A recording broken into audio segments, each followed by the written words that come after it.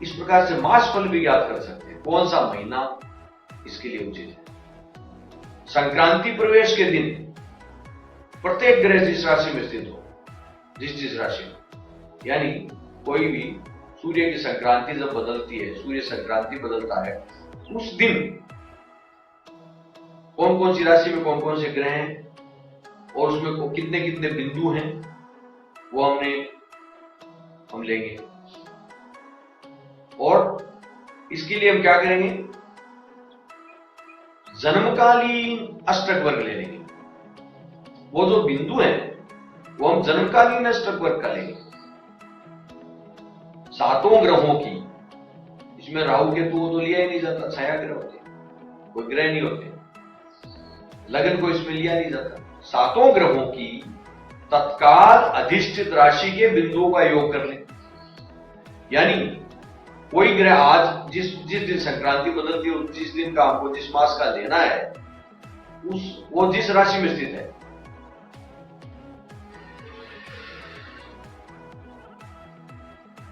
वो जन्म कुंडली में उस राशि में कितने बिंदु देता है, कितने बिंदु प्राप्त करती है वो राशि, वो देना है। देखिए उदाहरण द्वारा सन 2018 का उदाहरण लेते हैं हम, विक्रम संवत 2075 का। इसमें मेष संक्रांति मास कैसा रहेगा, जो 14 अप्रैल 2018 से प्रारंभ होता है, एक महीना मेष संक्रांति, वो कैसा रहेगा इस जातक के लिए, ये उदाहरण द्वारा लेते हैं। तो 14 अप्रैल 2018 को ग्रह कैसे कैसे हैं, सूर्य शुक्र मेष में है, गुरु तुला में, शनि मंगल धनु में, चंद्र बुध मीन में, इस प्रकार ग्रह स्थित है।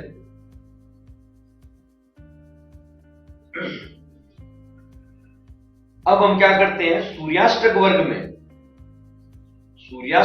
में मेष बिंदु देखते हैं, कितने मेष राशि में बिंदु है,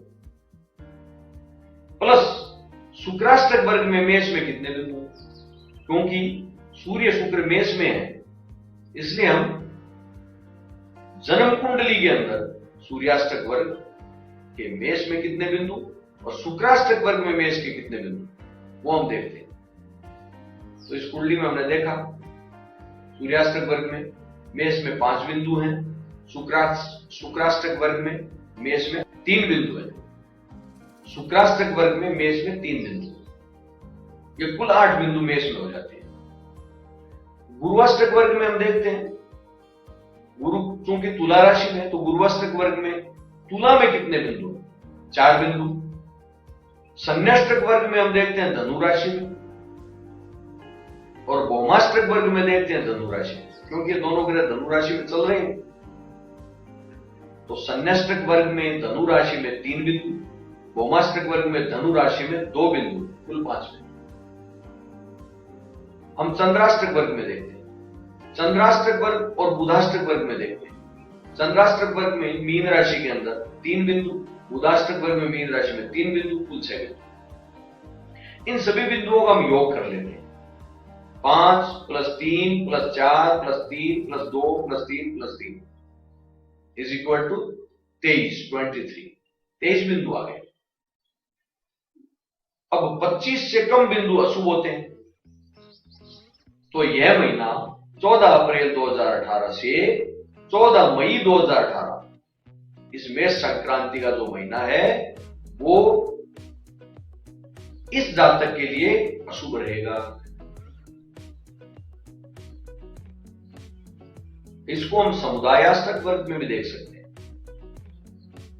समुदायाष्टक वर्ग कुंडली में हम देखते हैं तो कुल जो ये सूर्य शुक्र मेष में है अभी, तो मेष राशियों के 2 बार जोड़ते हैं।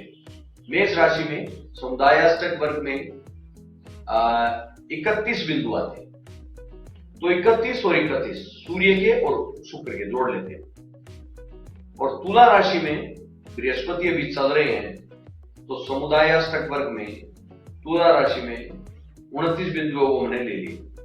धनु राशि में 2 ग्रह चल रहे हैं, शनि और मंगल, इनके हमने लिख लिए 31 और 31 2 बार। और मीन राशि में चंद्र और बुध चल रहे हैं, तो 24 और 24 ये हमने समुदाय अष्टक वर्ग से ले लिए, इनका टोटल कर लिया, 201 आया। अब कुल योग 225 से कम होने पर यह मास अशुभ रहेगा, क्योंकि ये 225 से कम है, इसलिए दोनों तरीकों से यह मास अशुभ रहता है। प्रिय दर्शकों, हम दिन फल भी जान सकते हैं, कौन सा दिन इस जातक के लिए कैसा रहेगा अष्टक वर्ग द्वारा। तो इसके लिए हम कोई दिन लेते हैं, हम लेते हैं 12 अप्रैल 2018 गुरुवार का दिन, वो दिन ले लेते हैं 12 अप्रैल 2018 गुरुवार। ग्रह स्थिति क्या है इस दिन? सूर्य बुध मीन राशि में है, शुक्र मेष में, गुरु तुला में, शनि मंगल धनु में, चंद्रमा कुंभ में, यह ग्रह स्थिति है। तो जन्म समय में अष्टक वर्ग में इन राशियों में कितने बिंदु थे हम ज्ञात करते हैं। तो मीन राशि में 3 और 3 6 बिंदु हो गए, मेष राशि में 3 बिंदु, तुला में 4 बिंदु, धनु में 3 और 2 शनि और मंगल के, और कुंभ में 4। इस प्रकार से 3 और 3 6 हो गए, और इनका सब टोटल करते हैं 6 3 4 5 4, टोटल आया 22। ये 22 जो है वो 28 से कम होते हैं। यदि 28 से कम हो तो अशुभ फल प्राप्त होता है उस दिन। हम इस दिन को समुदाय अष्टक वर्ग से भी देख सकते हैं। 12 अप्रैल के दिन समुदाय अष्टक वर्ग के आधार पर कैसा फल मिलेगा हम देखते हैं। तो इन राशियों के अंदर 24 24 2 ग्रहों के जोड़ लिए, 31 29 31 31 29 इन ग्रहों के हमने जोड़ लिए इन राशियों के, कुल आए 199 199। ये 225 से कम है, 225 से कम हो तो अशुभ फल मिलता है, इसलिए 12 अप्रैल 2018 का दिन इस जातक के लिए अशुभ रहेगा। प्रिय दर्शकों, हम विचार कर रहे हैं अष्टक वर्ग के बारे में। आप देखते रहिए अष्टक वर्ग के बारे में। हमने अष्टक वर्ग के बारे में पहले भी बात की है और अब आगे हम बढ़ते हैं। सूर्याष्टक वर्ग से पितृकष्ट के बारे में किस प्रकार से पता कर सकते हैं, आइए देखते हैं। सूर्य से नवम राशि से पिता का ज्ञान होता है। सूर्य से नवम राशि पिता की राशि मानी जाती है। तो अष्टक वर्ग में त्रिकोण शोधन और एकाधिपत्य शोधन होता है। आपको सॉफ्टवेयर में मिल जाता है, कंप्यूटर में मिल जाता है त्रिकोण शोधन और एकाधिपत्य शोधन। आप गणित की प्रक्रिया से कर भी सकते हैं। हम यहां इस वीडियो में फलादेश पर विचार कर रहे हैं। तो यहां पर एकाधिपत्य शोधन के चार्ट को लिया गया है। राशियों के गुणक बताए गए हैं अलग अलग। मेष राशि के 7 गुणक, वृष राशि का 10, मिथुन के 8, कर्क के 4, सिंह के 10, कन्या के 5, तुला के 7, वृश्चिक के 8, धनु के 9, मकर के 5, कुंभ के 11 और मीन के 12। ये राशियों के गुणक हैं। और इनके अलावा ग्रह गुणक भी बताए गए हैं। ग्रह गुणक में जैसे सूर्य के 5, चंद्रमा के 5, मंगल के 8, बुध के 5, गुरु के 10, शुक्र के 7, शनि के 5, ये गुणक होते हैं। तो हमें फल ज्ञात करने के लिए सबसे पहले एक चार्ट बनाना पड़ेगा। उस चार्ट में आप एक तरफ राशि लिख दीजिए सारी, मेष से लेकर मीन तक। उसके नीचे एकाधिपत्य शोधन बिंदु लिख दीजिए, जो आप एकाधिपत्य शोधन चार्ट से प्राप्त करेंगे। उसके नीचे राशियों के गुणक लिख दीजिए और उसके नीचे राशि पिंड लिख दीजिए।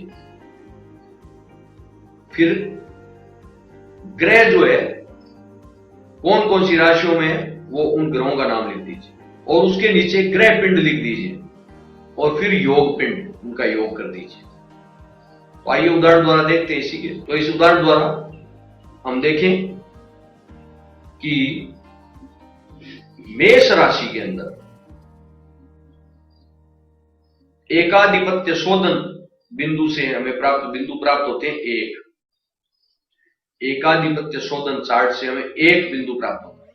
वृष राशि में एक, मिथुन में एक, कर्क में 0, सिंह में 0, कन्या में 0, तुला में 0, वृश्चिक में 3, धनु में 2, मकर में 1, कुंभ में 0 और मीन में 2 बिंदु प्राप्त होते हैं। अब हम नीचे राशि गुणक देखते हैं।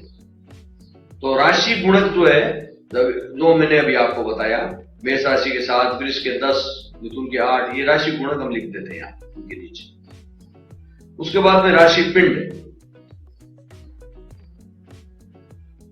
राशि पिंड ये इनका हम गुणा करके लिखते हैं, इसको राशि पिंड बोलते हैं।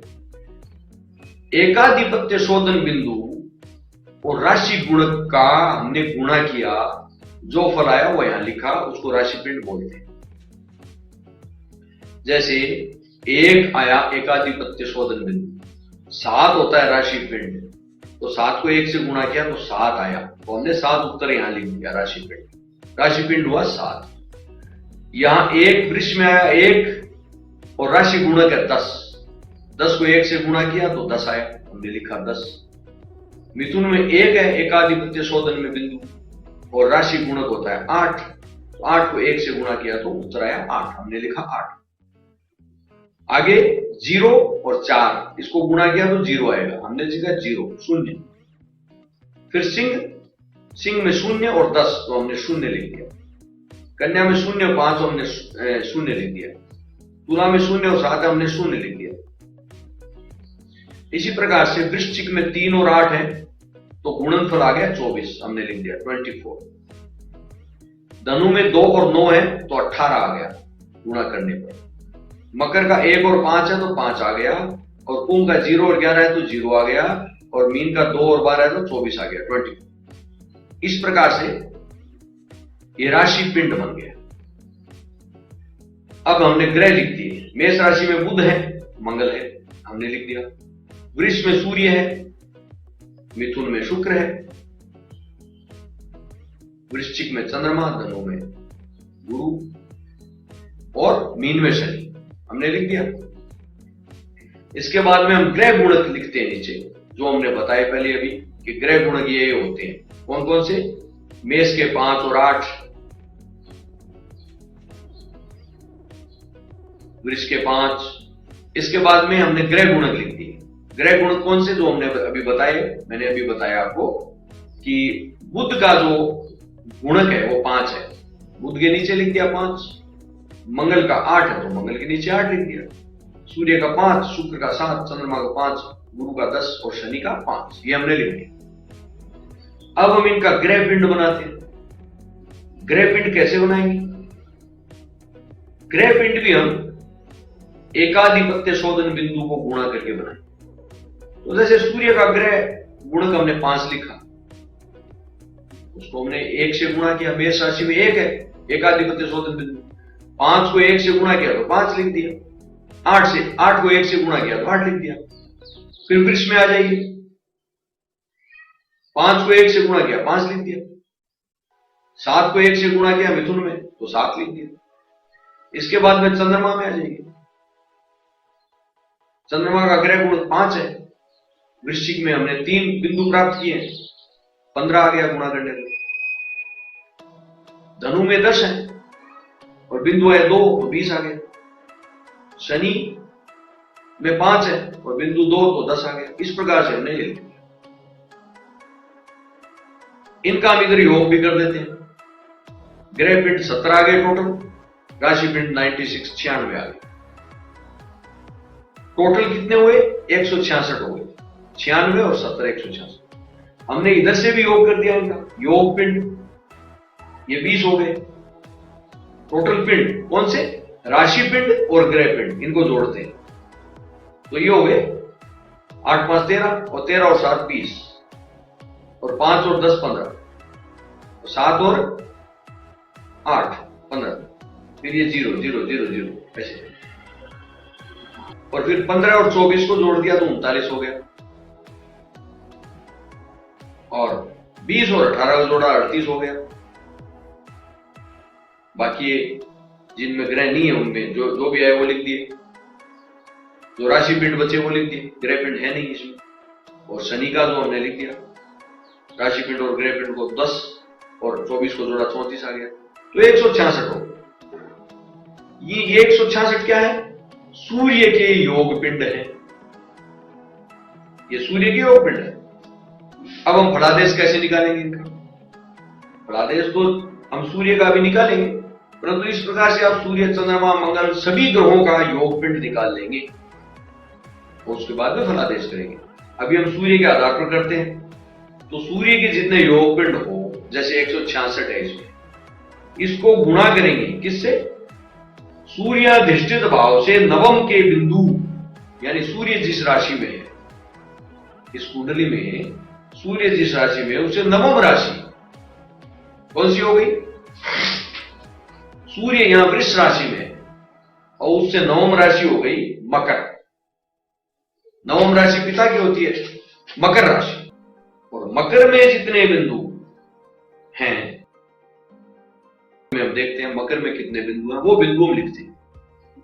तो सूर्य के योग पिंड 166 को मकर में जितने बिंदु सूर्याधिष्ठित भाव से नवम अर्थात मकर में, सूर्याष्टक वर्ग में, सर्वाष्टक वर्ग में नहीं, सूर्याष्टक वर्ग में मकर में जितने बिंदु मिले हैं वो लेंगे।